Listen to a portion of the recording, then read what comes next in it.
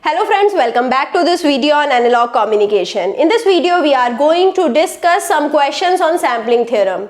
I have already discussed what is sampling theorem and Nyquist rate in one of my previous videos. So if you have any doubt in these concepts, you can go and watch my previous video first, because here I'll be discussing only the question. So now coming to the question states find the Nyquist rate of the following signals. So what is Nyquist rate? I hope you remember. It was equal to twice of the maximum frequency of the message signal. So now here we have different message signals. We need to find out Nyquist rate for all of them. So the first task would be to find out the maximum frequency of the signal. Then we'll see twice of the maximum frequency, that is the Nyquist rate. So here the first signal is sine 4000 pi t. So now here this is given by 2 pi fmt is equal to 4000 pi t. So now I need to find out the maximum frequency. I can find out using this representation. So now pi is getting cancelled, t is getting cancelled. So fm is equal to 2000. Now 2 of fm would be equal to 4000 hertz. So this is equal to Nyquist rate. So now I hope you are very clear about the first question. It was the very simple question. So now coming to the next question. Here we have two signals which are added. So now if I need to find out frequency of this signal, it would always be less than the frequency of this signal. So I have cos 2000 pi t plus sine 6000 pi t. I can clearly see that this signal is having higher frequency. So I'll be just observing this signal because I just need to find out the maximum frequency. So there is no relation with this signal. So I can easily discard it. So now 2 pi fmt is equal to 6000 pi t. So now twice of fm is equal to Nyquist rate is equal to 6000. Now it is samples per second. I hope you are clear with this question as well. This was also again a very simple question. So now coming to the next question, it is sinc function having 200 t as the parameter. So now how I can represent the sinc function? The sinc function is represented as sine 200t upon 200t. So now this is the representation of the sinc function. So now I can see what is the frequency. So here the frequency can be found out using the frequency domain representation. Now the Fourier transform of the sinc function. So here I'll be writing it separately. So AT sinc of ft is the Fourier transform of.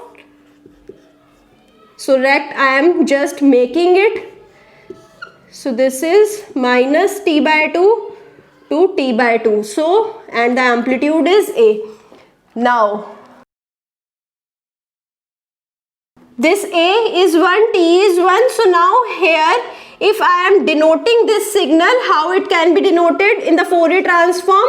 So the amplitude would be 1 upon 200 and here the t would be 100 and the minus t would be minus 100. So now it is t by 2. What would be t by 2? So this is t.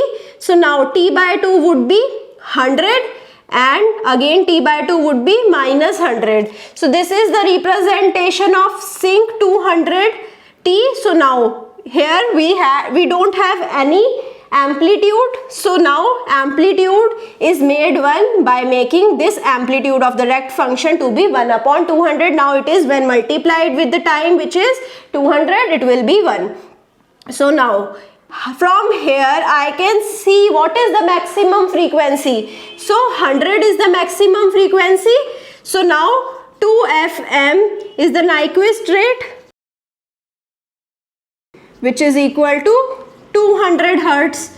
So now I hope you are clear how I can find out the Nyquist rate for the sinc function as well. So now here we have sinc square 100t. So now what is happening? I have two sinc function. So sinc 100t is multiplied with sinc 100t and I'll get the sinc square 100t. So I can easily find out the maximum frequency of sinc 100t. What it would be? How I can represent sinc 100t?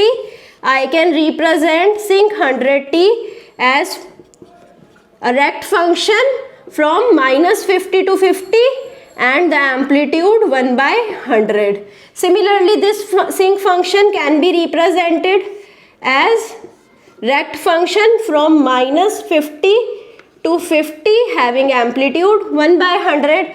I know these representations. In the Fourier transform, sinc is converted into rect. Now we are multiplying these two sinc function in the time domain. So in frequency domain, we'll be having convolution of this rect function and this rect function. So now when these two are convolved, what happens to the maximum frequency? So this frequency is added to this frequency. So what would be the output? Because we are adding two rect function, I'll get this output. So I hope you are agreeing with me. If not, you must study the basic concept of the convolution. So now this 50 is added to this 50 and the highest frequency here would be 100. This minus 50 is added to minus 50 and the lowest frequency would be minus 100. So sinc square is represented in the frequency domain like this. So I hope you are very clear about this function. This is sinc square 100t. Now, if I need to find out the Nyquist rate, I know the highest frequency. So, Fm is equal to 100. So, twice of Fm is equal to Nyquist rate is equal to 200. So, now I hope you are clear. So, here instead of hertz, I'll be denoting it in samples per second or S. So now if you have still any doubt, you can rewind the video and you can see again what I did. I just converted this time domain signal into frequency domain. In the frequency domain, sinc is converted into rect. So this sinc is converted into rect, this sinc is converted into rect. Now sinc square is the multiplication of two sinc, and in the frequency domain the multiplication is converted into convolution. Now according to the property of convolution, when two squares are convolved, I'll get this output, and here 50 and 50, the maximum frequencies are added and the minimum frequencies are added in the convolution. So this is the output of sinc square. So it's the Fourier transform of sinc square 100t. So in the frequency domain, sinc square 100t is looking like this. From here I can see the highest frequency is 100, and so the maximum frequency would be 100, and 2fm is the Nyquist rate, which is 200 samples per second. So now coming to the next question. Here I have sinc cube 100t. So what I am doing? I am taking 3 multiplication of sinc 100t. Now here I'll be having one more rect function, which is from 50 to minus 50. So now what would happen? The highest frequency will be added.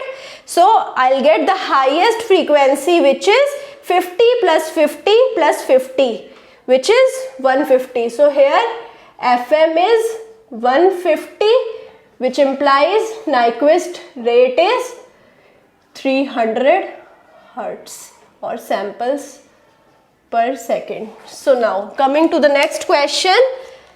Here we have sinc 4000t. So it is 4 multiplied with the maximum frequency, which would be 1000. So now I'll be getting 4000 samples per second as the output. So now don't get confused. The maximum frequency would be 500. So Now because of sync 4, what would be the maximum frequency of the convolution? 4 times the maximum frequency, which is 2000. So now the maximum frequency of the convolution is 2000. Now the Nyquist rate is 2 times the maximum frequency, which would be 4000 the samples per second. So now coming to the next question. Here it's just the addition of 2 sync functions. So now I know this sync function would be having the higher frequency. This sync function is represented in the frequency domain from -100 to 100, and this sync function is represented from -300 to 300. So when these two are added, the highest frequency component would be 300, which implies the Nyquist rate is 2 into 300, which is 600 samples per second. So now I hope you are clear about this as well. So now here we have another question. I hope now you are very clear about the multiplication of 2 sync functions. So here what we did, we multiplied 2 sync functions of the same frequencies. Here we are multiplying 2 sync functions with different frequencies. So now in the frequency domain, it is represented from -200 to 200, and this is represented from -300 to 300. So now when these two are multiplied in the time domain, in the frequency domain, these two will get convolved. So now in the convolution, the highest frequency would be the addition of the 2 frequency, which is 200 plus 300, which would be 500. Similarly, the lowest frequency would be the addition of the lower frequency, which is -500, and the Nyquist rate is twice of the maximum frequency, which is 500. So now it is 1000. I hope you are clear. Now coming to the next question. This is really easy. So here we have convolution in the time domain. I can represent these signal in the frequency domain. So it is represented from -200 to 200, and this is represented from -300 to 300. So now the convolution in the time domain will become the multiplication in the frequency domain. So when this rect function is multiplied with this rect function, because after this the values are 0, and when 0 is multiplied here, I'll be getting 0. So the output would be from -200 to 200 only. So the Nyquist rate would be twice of 200, which is 400 Hertz. So now I hope you are clear about the Nyquist rate. This was really easy. So now coming to the next question. Here we have sync cube 400T and sync cube 100T. So now whenever we have sync cube, so now it is represented like this. 3 sync are multiplied, which are having the frequency 200, 200 and 200. So here I'll be getting, when 3 sync are convolved in the frequency domain having frequency 200, 200 and 200, the maximum frequency would be 600 and the minimum would be -600. So if you have any doubt, you can see I can represent sync cube as a multiplication of 3 sync. So this is having highest frequency as 200 and lowest frequency as -200. This is the sync 400T in the frequency domain. This is again sync 400T in the frequency domain having the same frequency minus. Again this is having the same frequency -200 to 200. So now when these 3 are convolved, so we have convolution. When these 3 are convolved, the maximum frequencies are added. See 200, 200 and 200. I'll get 600 and the minimum frequency would be -600. So now here this output, so here what would be the maximum frequency? What would be the frequency of the rect function? So it would be 3 rect function from -50 to 50. So what would be the highest frequency? 50 plus 50 plus 50. So 150. The lowest frequency would be -150. So now these two are the frequency representation of sync cube and sync cube 100T. So it was sync cube 400T, this was sync cube 100T. Now these two are multiplied, so this frequency component should be convolved. Now when these two are convolved, the output would have frequency. Output frequency are ranging from 600 plus 150, which is 750 to minus 750. So Nyquist rate would be 750 into 2, which is 1500. So I hope now you are clear about this question as well. This was the trickiest question.